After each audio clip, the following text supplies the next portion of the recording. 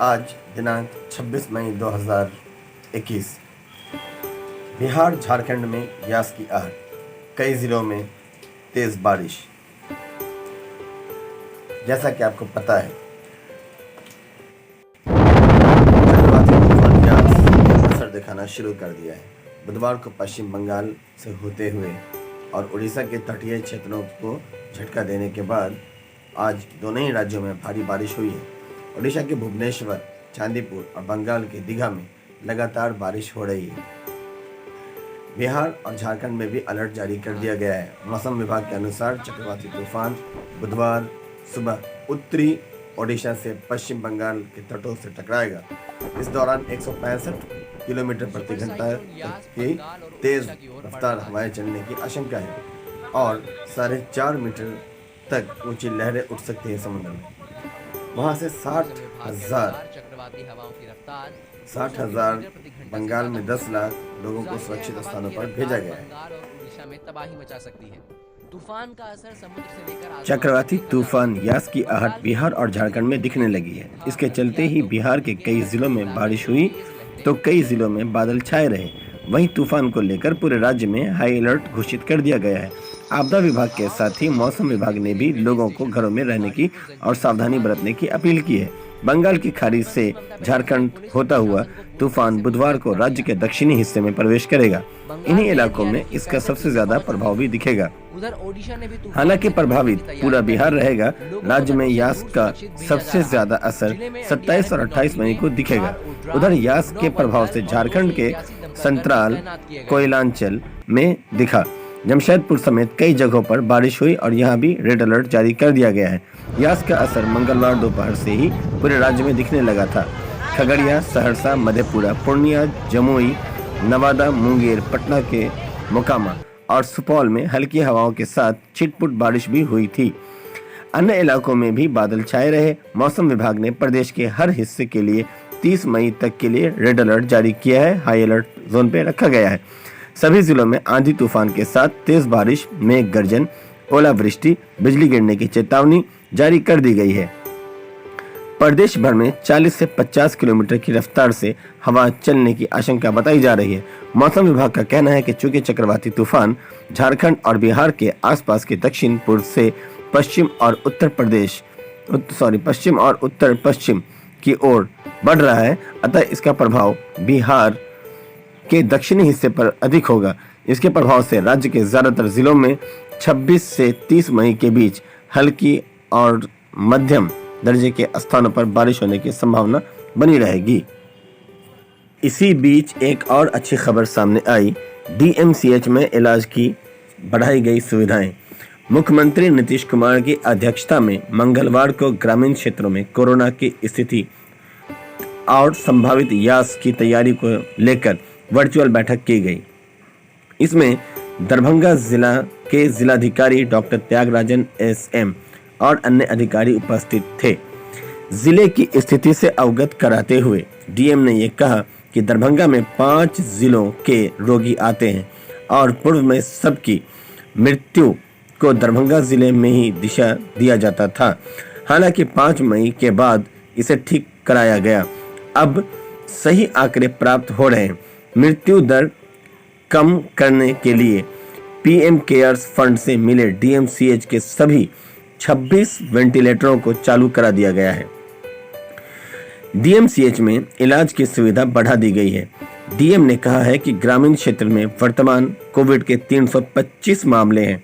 कुछ प्रखंडों जैसे बहेरी, बहादुरपुर, सदर और अलीनगर के कोविड के मामले ज्यादा हैं।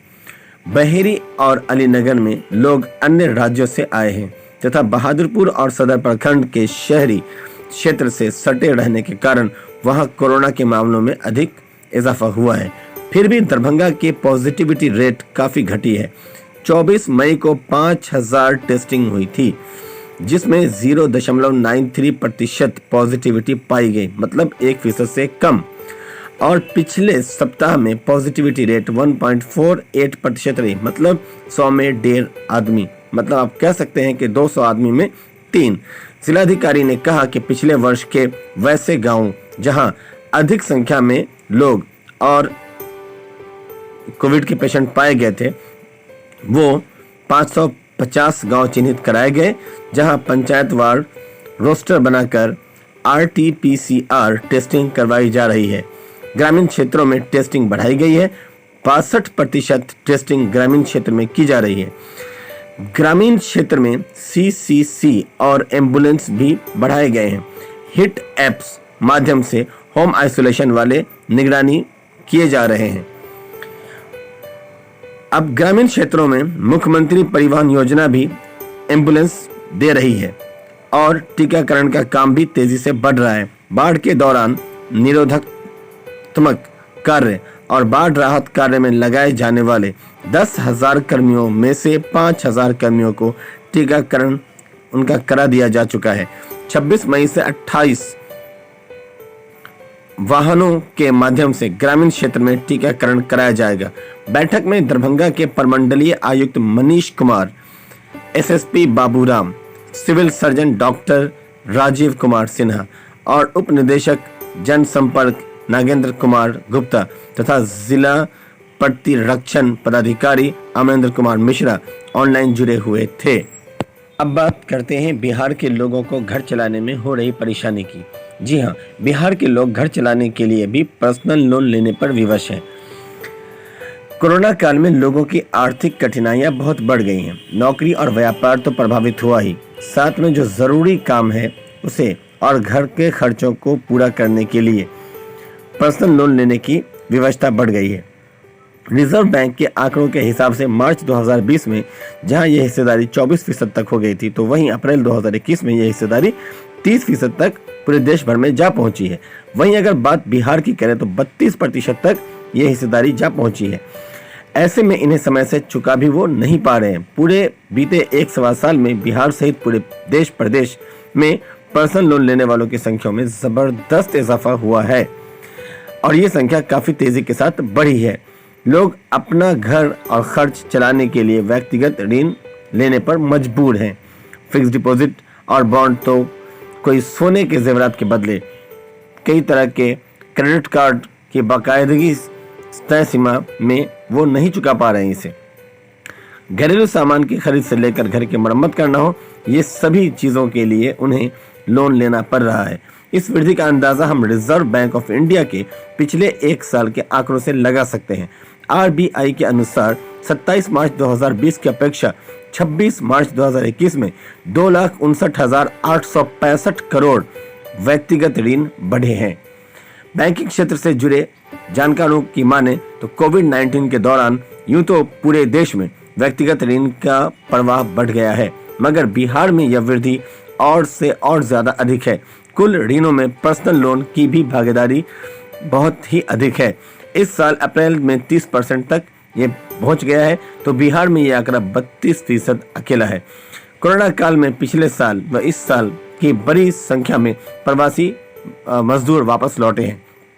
काम धंधे बंद होने की वजह से उनके सामने आर्थिक संकट मुंह बाए खड़ी है। ऐसे में तमाम लोगों ने पर्सनल लोन का ही सहारा लिया है ताकि किसी तरह से उनका घर चल सके। दोस्तों, अब मुझे दीजिए इजाज़त, फिर हम मिलेंगे नए वीडियो के साथ, नए मुद्दों के साथ। तब तक के लिए जय हिंद, जय भारत।